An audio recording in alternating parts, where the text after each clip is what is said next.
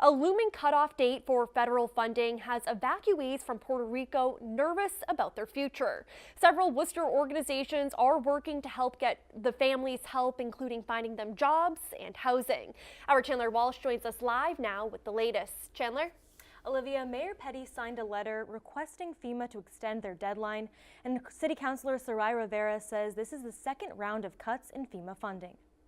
More than 300 families of hurricane evacuees from Puerto Rico are still living in Worcester. We are not going to let any one of these families out on the streets, so we're figuring it out. A FEMA program is temporarily paying for many of the evacuees to live in hotels. For the majority of families, their funding has been extended to March, but for some, it ends Wednesday. But even with the extension of March is around the corner.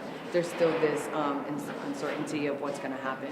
Nilsa Albert is staying in a hotel in Worcester. She says she's been treated for a range of medical conditions in the last 2 years.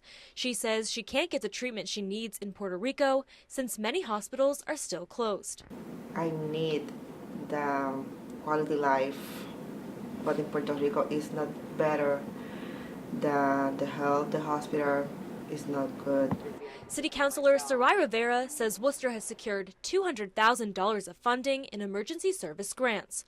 Rivera says teams are also evaluating evacuees in hotels every day. Taking a look at the hotels that are here in Worcester County, how many families are there, what's the makeup of the family, have they been approved for an extension, have they not been approved for an extension? Other organizations are also working closely with evacuees. Centro is helping people get jobs so they can pay for housing. We also encourage them to come over our agency and get some food, some other stuff that they're in a real need, clothing, help them out with job search, resume, you name it.